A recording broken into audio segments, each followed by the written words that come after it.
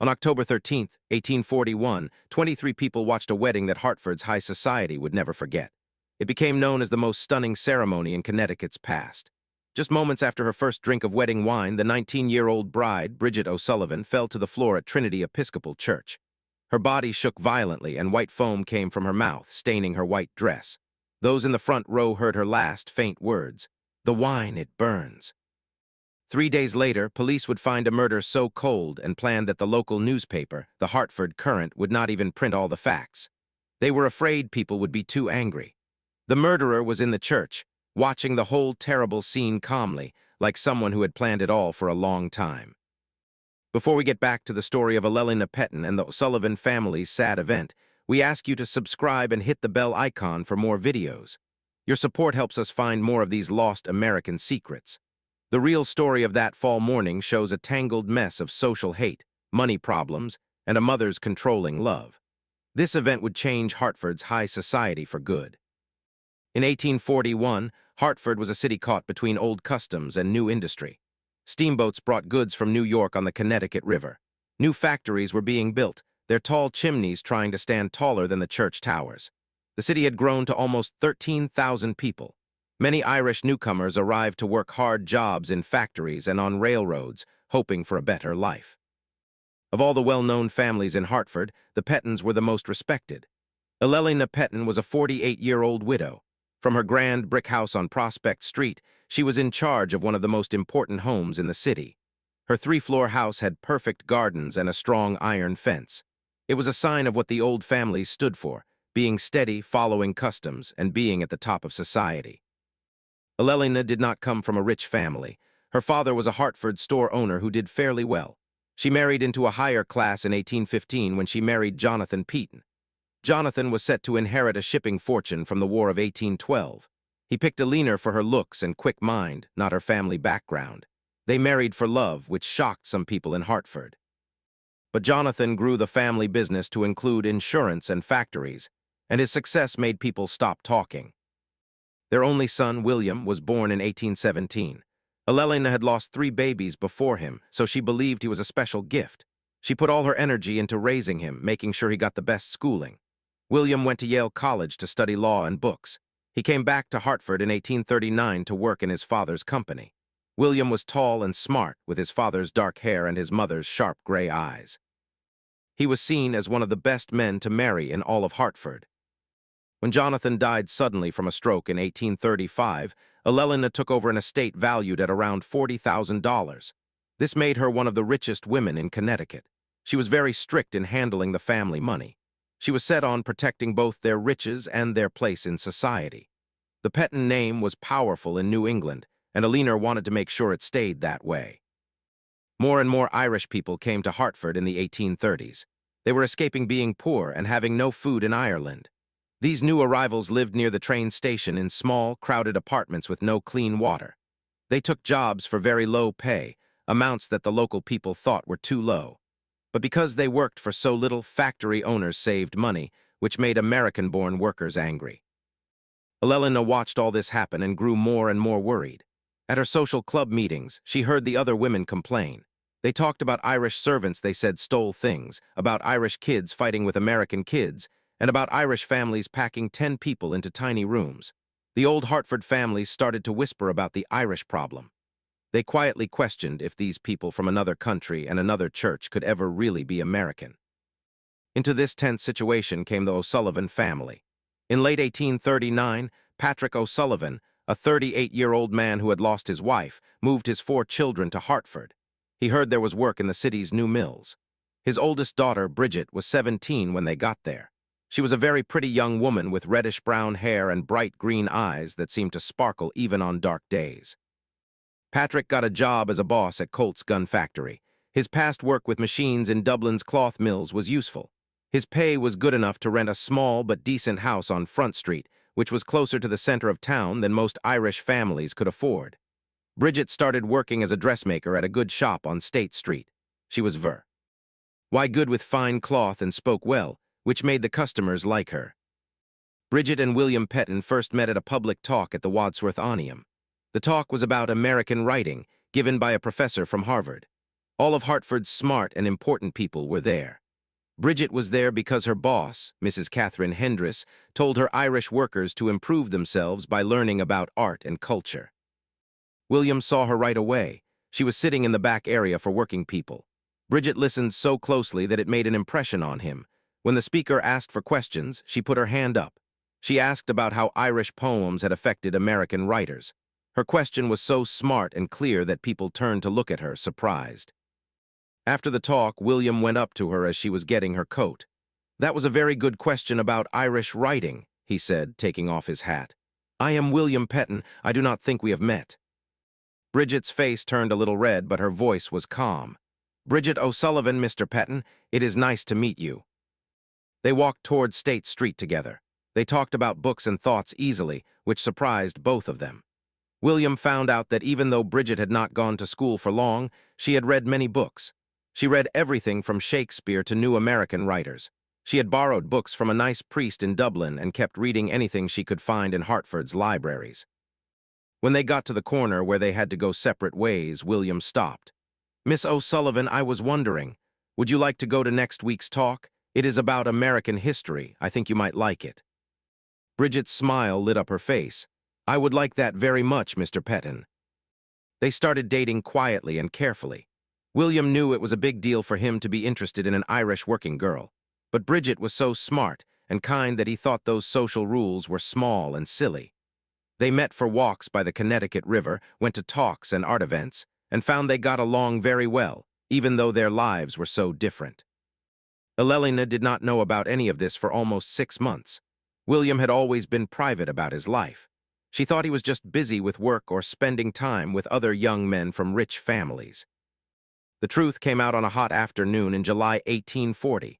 Elelina decided to visit William at his office in the Petton building on State Street. She brought him cold lemonade and news about a party at the governor's house. As she walked up the stairs, she heard voices coming from his office.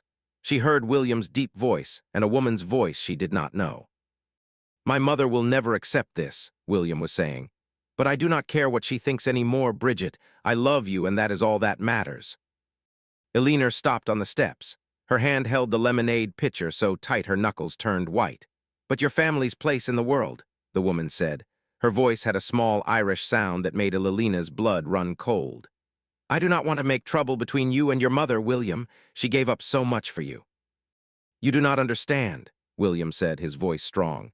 "She has controlled my whole life since father died. Who I should marry, where I should live, what I should do. I am 23 years old, and I have never made one big choice on my own. That stops now." Elelina leaned against the wall. Her heart was beating so fast she thought they might hear it. "When will you tell her about us?" the woman asked. "Soon, very soon. I want you to meet her as the woman I plan to marry. She will see what I see in you. Your smarts, your kindness, your strength. She will have to accept that I have chosen the woman I want to live my life with." Elelina heard a chair move, and she ran down the stairs, leaving the lemonade behind. She got to her carriage, almost in a panic, and told the driver to take her home right away. On the short ride home, her shock turned into anger so strong it made her feel sick. An Irish girl, her William, the one who would get the Peaton money and name, was going to marry an Irish newcomer. Everything she had worked for, everything she had planned and saved would be ruined by this. This girl. This nobody who must have tricked her innocent son with her charm. That night, William came home for dinner. He seemed happier than he had been in a long time. Elelina watched him.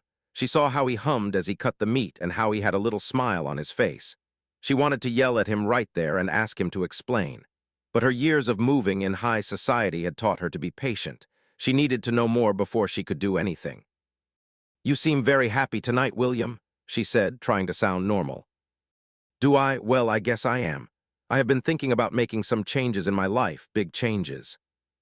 "Oh, what kind of changes?" William put his fork down and looked right at her. "Mother, I have met someone, a young woman who is very smart and has a wonderful heart. I think she is the one I want to marry." Elelina's hand shook a little as she reached for her water. "How lovely, dear. Is it anyone I know?" "No, but I want you to meet her soon. Her name is Bridget O'Sullivan, and she is—" He stopped, as if getting his courage up. "She is from Ireland. Her family moved to Hartford 2 years ago." The water glass fell from Elelina's hand and broke on her plate. "Oh, how silly of me," she said, getting up to call a servant. "You said Sullivan, an Irish family." "Yes, her father works at Colt's factory, and she works at Mrs. Atrix's dress shop. Mother, I know what you are thinking, but—" "I am not thinking anything, William," Eleanor cut in, keeping her voice very calm. "I am just surprised. You have never talked about this young woman before. I wanted to be sure of my feelings before I told you, but I am sure now. I love her, Mother, and I am going to ask her to marry me." Eleanor spent the rest of the night in her private room. She walked back and forth on the rug so much she nearly wore a path in it. William's words kept repeating in her head. He loved this Irish girl. He was going to marry her. The problems this would cause hit her like punches. Marrying an Irish newcomer would ruin William's place in society. The best families in Hartford would shut their doors to him. His children would be stuck with the mark of their mixed family. They would not be accepted by the rich families, and the Irish people would see them as turning their back on their own kind. Even more, there was a money problem. If William married this girl, Elelina would lose her say in the family's business. As his wife, the Irish woman would have a legal right to the Peaton money. She might talk William into helping her family, giving money to Catholic groups, or spending money in ways that helped other newcomers instead of the old American families. Eleanor had not fought her way up from a store owner's daughter to the top of Hartford society just to let an Irish girl destroy it all. She would not let her family's money be wasted on Catholic churches and Irish relatives. She would not let the Peaton name be ruined by being linked to foreign poor people and their strange beliefs. Over the next few weeks, Eleanor carefully looked into the O'Sullivan family. She learned that Patrick O'Sullivan was a good worker, but he had been in some talks about workers' rights that some people thought were dangerous. Bridget was liked by her boss and customers, but some of the rich women whispered that it was wrong for an Irish girl to act like she was better than she was. Elelina also found out that the O'Sullivans went to Holy Trinity Church. This was the Catholic church that many Protestant people in Hartford did not trust. The idea of her grandchildren being raised as Catholics, loyal to a pope in another country, made her feel sick. As summer turned into fall, William and Bridget's love grew stronger. He took her to a few public events, introducing her to his friends. He was clearly proud of her. Elelina watched from far away as Hartford society reacted. People were polite but surprised, and they started whispering. The final straw came in early September. William said he was going to officially ask Bridget to marry him. "I have talked with Mr. O'Sullivan," he told his mother at breakfast. "He has given me his permission to ask for Bridget's hand. I am going to ask her tonight." Elelina put her coffee cup down very slowly. "William, I must ask you to rethink this." "Mother, I have not finished. I have said nothing about this because I hoped you would get over it. But you are talking about marriage now, about a lifelong promise that will change not just your life but our family's future." William's face got hard. "What are you saying?" "I am saying that marriage is about more than just feelings. It is about being a good match, having the same values, coming from the same world. This young woman might be nice, but she is from a world that is nothing like ours. The things that seem cute now will cause fights later. Her background does not matter to me. It should matter. It will matter to your children who will have a hard time fitting in. It will matter to your business partners who expect people to keep up a certain standard. It will matter to everyone we know." William stood up so fast his chair scraped the floor. "I am disappointed in you, Mother. I thought you would be better than this, especially since you married for love. Your father and I came from similar families. We understood what was expected of us. This is totally different. The only difference is that you are against the Irish." Elelina's calm face finally broke. "It is not being against them, William. It is reality. These people are not like us. They have different loyalties, different values. This girl will change you, and not for the good." "This talk is over," William said, his voice cold. "I am going to ask Bridget to marry me tonight, with or without your approval." After he left, Eleanor sat in the dining room alone for an hour, staring at her food. It was decided. William would not listen to arguments or threats. He was going to marry this Irish girl. When he did, Elelina's control over the family money and name would be gone forever, unless she did something to stop it. The news of William Peaton and Bridget O'Sullivan's engagement was in the Hartford Courant on September 15, 1840. The little note in the society pages caused more talk than any other news in a long time. At tea parties and men's clubs, People argued about whether William was crazy or if the Irish girl had tricked him. Elelina acted like she was happy and accepted it, but inside she was furious. She went to parties where her friends congratulated her, but she could tell they really felt sorry for her. "How modern of William," they would say, their voices full of gossip. "I am sure the girl is very nice." The worst time was at a ladies' aid meeting. Mrs. Harrison Fitzgerald, who had Irish family herself, though everyone in Hartford pretended to forget, made a sharp comment about keeping the right standards in marriage. "Of course, we must be kind to these new families," she said, looking right at Eleanor. "But there are lines that should not be crossed." Eleanor forced a smile and changed the subject, but the shame burned in her chest. She was being looked down on, treated poorly by women who used to look up to her. The Petton name, which used to open every door, was now the subject of whispers and mean jokes.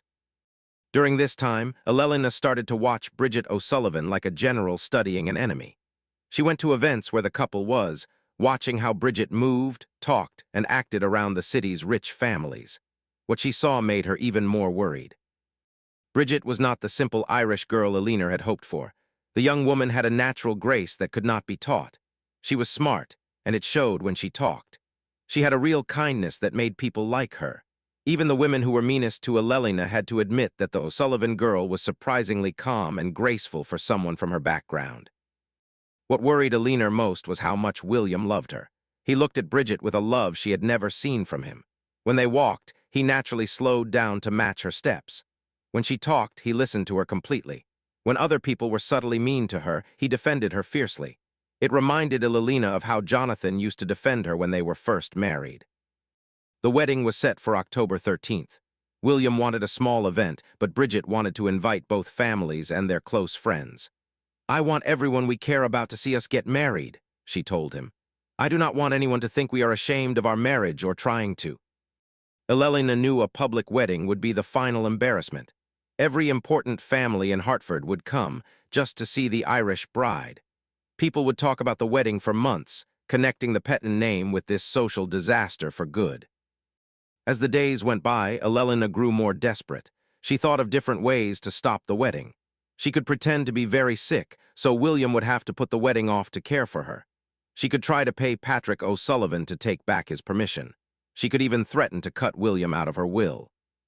But every idea was too risky. William might get married anyway. Trying to pay the father could fail badly if he told people what she did. And if she cut William off, she would lose all control over him, and her money would end up going to strangers. The answer appeared to Elelina one night when she could not sleep. It was early October. She was looking through her dead husband's old documents. She hoped to find a legal way to keep control of the family money. Then she found letters between Jonathan and a New York business partner who sold special chemicals for factories. The letters talked about different chemicals used to make things, and how they could be bad for people's health if not used carefully. One letter talked about arsenic oxide.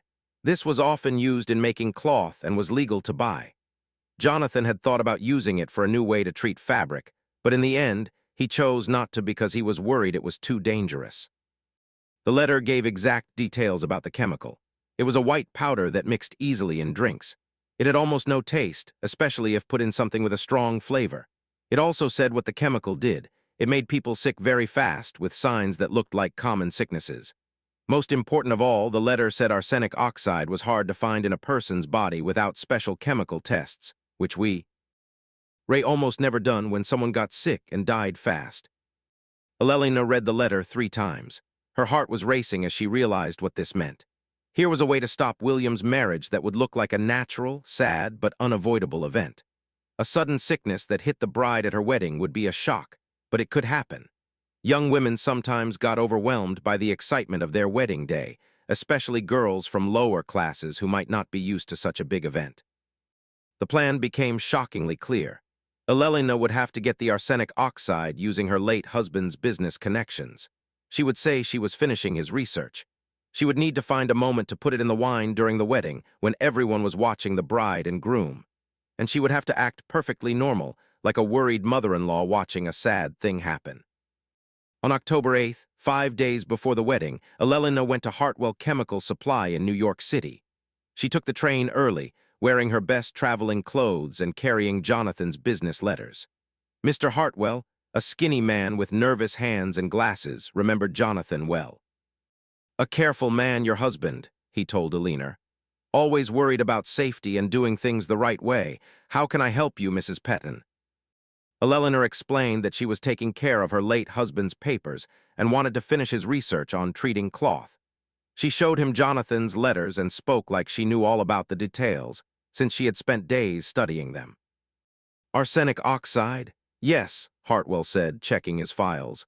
"Your husband was interested in using it to protect fabric. Are you planning to go ahead with the idea?" "I am still looking into whether it will make money," Elelina said smoothly. "But I would like to do some small tests to see what the chemical is like. Could you give me a small amount to try?" Hartwell nodded and went into his back room. He came back with a small glass bottle holding about 2 ounces of white powder. "This should be enough for your tests. Please be very careful. This chemical is very dangerous if you swallow it or breathe it in." Elelina paid him in cash and put the bottle in her purse. On the train back to Hartford, she held her purse tightly, knowing what was inside. She did not feel guilty.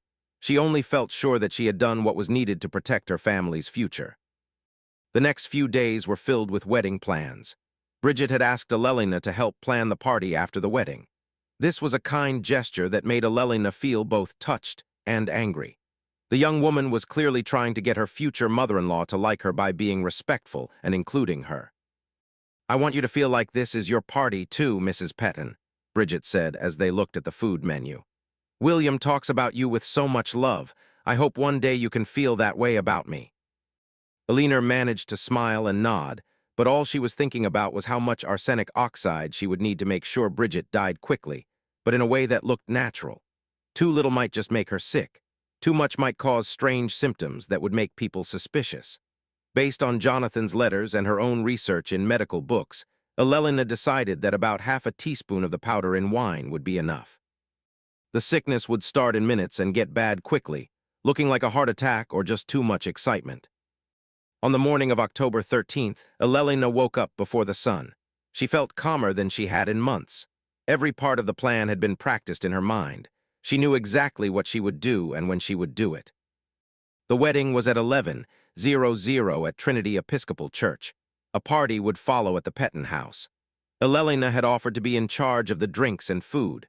This would give her easy access to the special wine that the bride and groom would drink during the service. She got dressed in her best dark blue silk dress. She put on the pearl necklace Jonathan had given her on their wedding day. Her reflection showed a calm, respected woman, the perfect mother of the groom. No one could tell the deadly plan she had. The arsenic oxide was in a small silk bag sewn into her dress pocket. The powder had been measured the night before, ready to be mixed into the wine. Elelina had practiced the movement, making sure she could empty the bag quickly while pretending to fix the wine glasses. At 9:00, Elelina went to the church to check on the final details. The church was decorated with autumn flowers and ribbons. Bridget did not have a lot of money, but the simple flowers looked very nice. Father Matthews, the old priest who would lead the service, greeted Elelina warmly. "Mrs. Petton, how nice to see you. I hear you have been a big help in planning today's party." "It is my pleasure, Father," Elelina replied. "This is a very happy day, or our family." She walked through the church, checking flowers and chairs, but she was really focused on the communion table where the special wine would be. The heavy silver cup, a wedding gift from Elena, was ready. The wine itself was in a back room. Elelina had asked for a specific bottle of fine French wine to be opened. She told Father Matthews she wanted William and Bridget to start their marriage with the best. At 10:30, the first guests arrived. Elelina stood near the door, greeting everyone politely. She watched Patrick O'Sullivan walk his 3 younger children to their seats. He had clearly spent a lot of money on new clothes for them. His pride in his daughter marrying a Petton made Elelina angry all over again. Hartford's rich families arrived in their carriages. They looked around at the mix of rich and poor guests. Elelina saw their small reactions, how they nodded politely to the Irish families but kept their distance. The social problems she expected were already happening. William arrived at 10:45 with his friend Charles Whitman, his best man. Elelina felt a sting of love as she watched her son nervously fix his tie and talk to the priest. He looked handsome and happy. He had no idea his mother was about to save him from making the biggest mistake of his life. At 11:00, the church bells rang and Bridget appeared at the back of the church. Even Alina had to admit she was beautiful. Her reddish-brown hair was styled nicely, and her simple white dress, which she had made herself, fit perfectly. She carried white roses. Her face was glowing with a happiness that seemed to light up the whole church. Patrick O'Sullivan walked proudly next to his daughter. As they walked down the aisle, Alina saw many guests smile at the happy bride. Even some of Hartford's snobbiest women seemed touched by Bridget's joy. The ceremony went on as planned. Father Matthews talked about marriage, respect, and love. William and Bridget said their vows in clear, strong voices, looking only at each other. Elelina watched from the front row, her hand on the hidden bag of poison. Soon, she told herself, this whole mess would be over. After they exchanged rings, Father Matthews went to the table to bless the wine. This was Elelina's moment. She stood up and walked to the altar, pretending to help. "Let me help prepare the wine, Father," she said softly, standing next to the silver cup. The priest nodded and turned to talk to the crowd about the wine. While he was talking, Elelina's fingers found the bag in her pocket. With a move she had practiced many times, she emptied the white powder into the cup and stirred it with a silver spoon. The arsenic oxide dissolved, leaving no trace. The wine looked and would taste the same, especially to someone drinking it on their exciting wedding day. Father Matthews finished his words and lifted the cup. "William and Bridget, please come forward to share the wine, a sign of your promise to support each other." Elelina went back to her seat. Her heart was pounding. William and Bridget walked to the table, holding hands, their faces shining with happiness. Everything was going exactly as planned. Father Matthews offered the cup to William first. He took a small sip and passed it to his bride. Bridget took the cup, smiled at her new husband, and lifted the wine to her lips. Elelina watched as Bridget drank the poisoned wine. The young woman's face showed only joy as she finished the drink and gave the cup back. The poison had been taken. Now she just had to wait. The wedding party walked out of the church as the guests clapped. Elelina stood in the line at the church door, accepting good wishes about the ceremony. Her mind was entirely on Bridget, watching for the first sign that the poison was working. Her research said the arsenic would start to work in 15 to 30 minutes. The first signs would be small. Maybe she would look pale, have trouble breathing, or her stomach would hurt. These things could easily be blamed on wedding day stress. As the minutes passed, Elelina started to get nervous. Bridget looked completely fine. She was talking and laughing with guests. Her cheeks were still pink with happiness. She was breathing normally and showed no sign of being sick.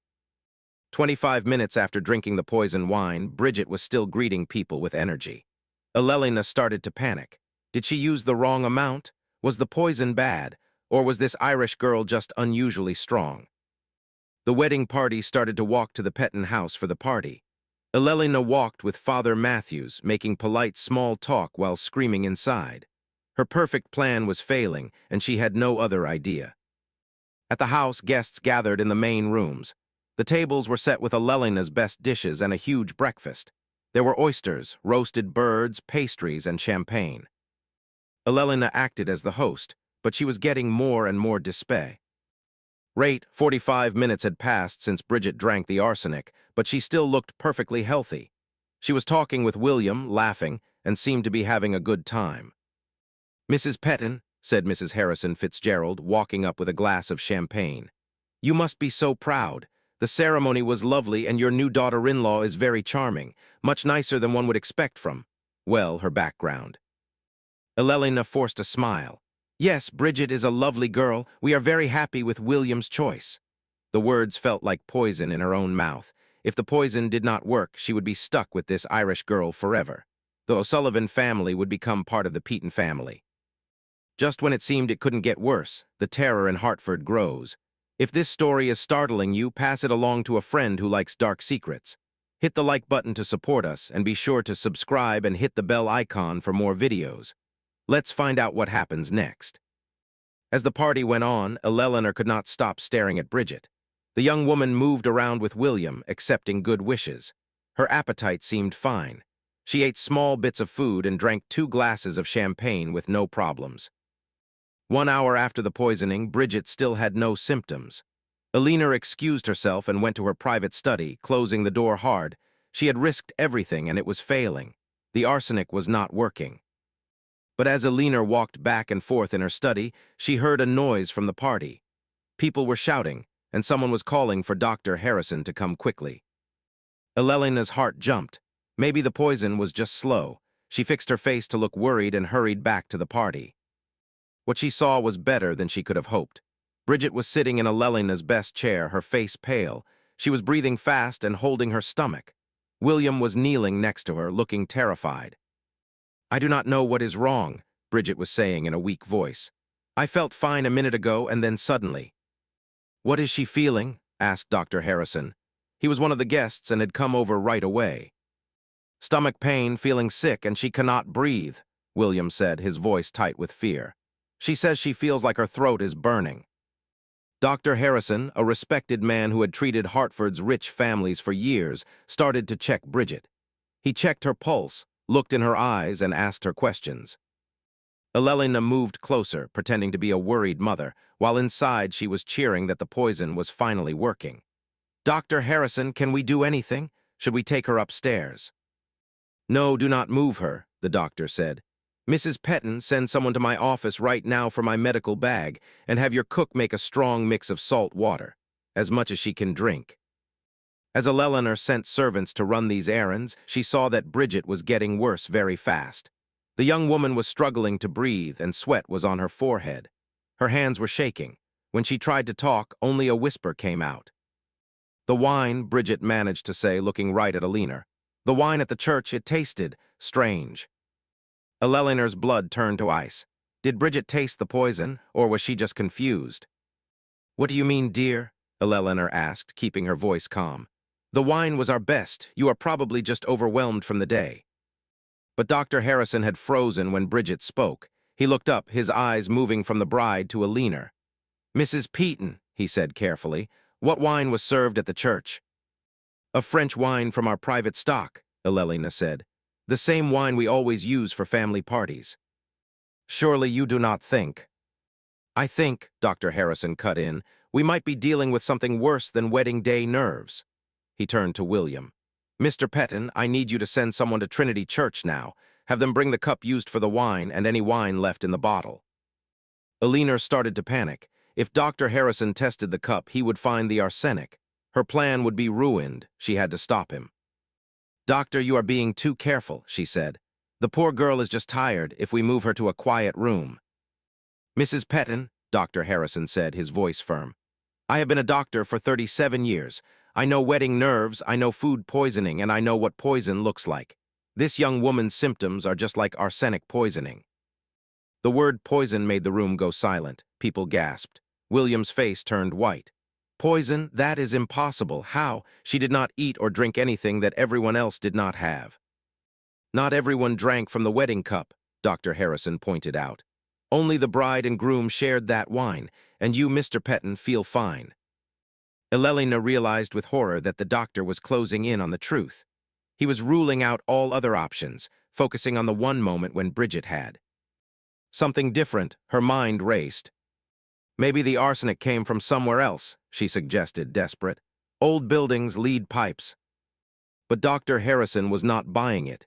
His sharp eyes were studying her. She could feel him starting to suspect her. Meanwhile, Bridget was getting worse. She was struggling to stay awake. "We need to get her to my office now," Dr. Harrison said. "Mr. Petton, can your carriage fit her lying down? We must hurry if we are going to save her life." The word "save" hit Eleanor. She had assumed that once the arsenic worked, Bridget would die. She never thought that a doctor might be able to stop it. As William arranged to move Bridget, Eleanor was trapped. She hoped Bridget would die before they got to the doctor, but she was also terrified that Bridget would live and point her out as the poisoner. If Bridget lived, Eleanor could be charged with attempted murder. The thought of a trial, of her name being ruined, filled her with a new kind of panic. The ride to Dr. Harrison's office was silent and grim. Bridget got even worse. By the time they arrived, she was barely conscious. Dr. Harrison's office had exam rooms and a small pharmacy. He immediately started giving Bridget treatments to fight the arsenic. He made her drink salt water to make her throw up, hoping to get any poison out of her stomach. Then he prepared a mix of milk and egg whites, explaining it might help soak up the toxins. Elena watched, more and more anxious. Every treatment the doctor tried made it more likely Bridget would live, and if Bridget lived, Elelina would be exposed. "Mr. Petton," Dr. Harrison said, "I sent my assistant to the church for the cup. He should be back soon. That will tell us exactly how your wife was poisoned." Elelina's hands clenched. The cup would have the proof. Once the doctor had proof, he would ask who had the chance to put the poison in the wine. The assistant came back 20 minutes later with the silver cup and the wine bottle. Dr. Harrison carefully tested both. "Just as I thought," he announced. "There are clear traces of arsenic in this cup, and the rest of the wine has it too. This was not an accident. Someone did this on purpose." William stared. "You are saying someone tried to murder my wife, but who? Bridget has no enemies." Dr. Harrison's eyes moved slowly around the room. When his gaze stopped on Elelina, she felt like he could see right through her. "The question," Dr. Harrison said, "is who had access to the wine and a reason to do this." Elelina tried to stay calm. "Anyone could have done it, church staff, guests." "Perhaps," Dr. Harrison said, "but arsenic oxide is not easy to get. This was not a random act, it was planned." The trap was closing around Elena. Just then Bridget moved on the exam table. Her eyes opened and she looked confused. "William," she whispered, "what happened? Where am?" "You are at Dr. Harrison's office," William said, taking her hand. "You were very sick, but you are going to be okay." Bridget's eyes moved around the room and landed on Elelina. They looked at each other, and Elelina saw something in the young woman's eyes that made her blood run cold. "I remember now," Bridget said softly. "The wine, there was something wrong with it." Dr. Harrison leaned in. "What do you remember, Mrs. Petton?" "It had a strange taste, and I remember seeing—" Bridget's face wrinkled as she tried to think. "I remember seeing someone near the cup, someone stirring it, when Father Matthews was talking." Elena felt the room closing in. "Who did you see?" Dr. Harrison asked gently. Bridget's eyes moved to Elena again. This time there was no confusion. "Mrs. Petton, I saw her. She was stirring something into the wine while the priest was speaking." The words hit the room like a bomb. William stared at his mother in disbelief. Dr. Harrison just nodded as if he already knew.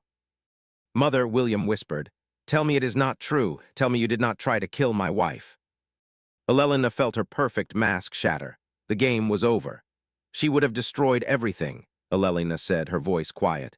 "Your place in society, the family name, our money, everything gone because of an Irish girl who tricked you." William stepped back. "You tried to kill the woman I love because of where she was born." "I tried to save you from the biggest mistake of your life," Elena replied, her voice getting stronger. "That girl will drag the Petton name through the mud. Your children would have been outcasts." "Those children would have been your grandchildren," William said, his voice breaking. "They would have been half Irish," Elena snapped. "I would rather the Petton name end than see it ruined by foreign blood." Dr. Harrison stepped forward. "Mrs. Petton, I must call the police. You have confessed to attempted murder in front of witnesses." Elena laughed a bitter sound. "Do you think they will arrest me? A respect woman for protecting her family. Half the men in this city agree with me about the Irish problem." "Perhaps," Dr. Harrison said, "but they also know that poison is a crime no matter who does it. The law is for everyone, Mrs. Petton, even for rich widows." The trial of Elena Petton started on November 20th, 1841. The case got huge attention. Newspapers from Boston and New York wrote about it. The idea of a rich, high-society woman poisoning her son's Irish bride grabbed everyone's interest.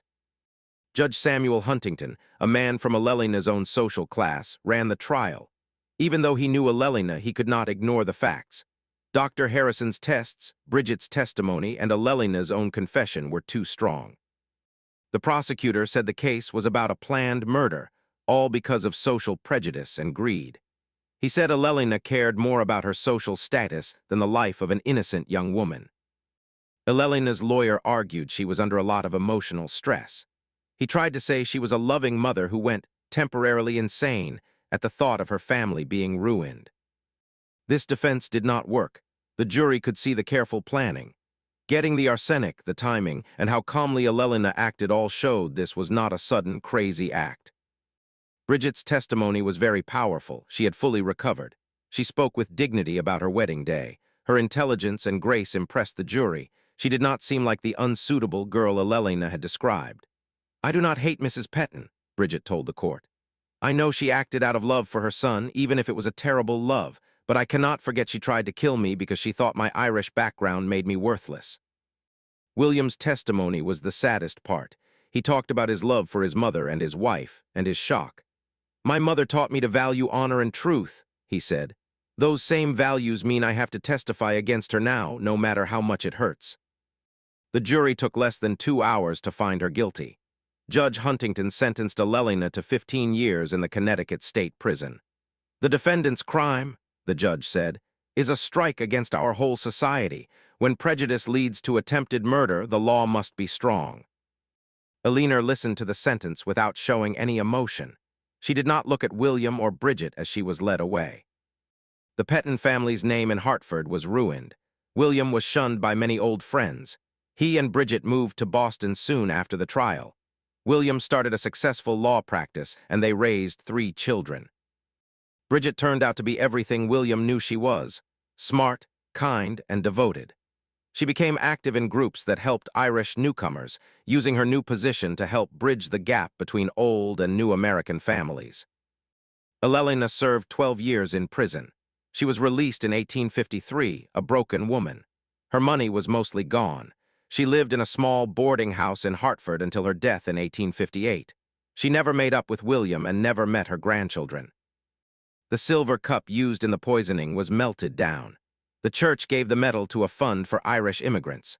Father Matthews, shaken by what happened, made new rules to ensure multiple people were always present during wedding preparations. The case of Elelena Petton became a warning in New England about the dangers of hate and social climbing. Legal experts used it as an example of how the law must apply to everyone, even the rich. But the biggest change was in Hartford's attitude. The clear injustice of trying to murder Bridget just for being Irish forced many rich families to rethink their own beliefs. Dr. Harrison, who had saved Bridget's life, became a strong voice for treating all patients equally, no matter their background. The poisoned cup case, as the papers called it, was talked about for decades. In 1865, 24 years later, William Petton returned to Hartford for the first time. He came with Bridget and their 3 children to visit his father's grave. Bridget, now 43, stood with her husband at the gravestone. The Hartford Courant wrote a small note about their visit. The last line summed up the irony of Elena's crime. "The union that was nearly destroyed by poison has instead flourished into one of New England's most respected families, proving that love and character triumph over prejudice and hatred." This mystery shows us how fear and prejudice can drive even respectable people to commit unthinkable acts, and how the courage to stand up for justice can overcome even the deepest social divisions. What do you think of this story? Do you believe that social tensions could still drive someone to such desperate measures today? Leave your comment below and share your thoughts about Elena's motivations and ultimate fate. If you liked this story and want more history secrets like it, subscribe and hit the bell icon for more videos, and share this why. Someone who likes dark stories from America's past. We will see you in the next video, where we will look into another hidden part of our country's history.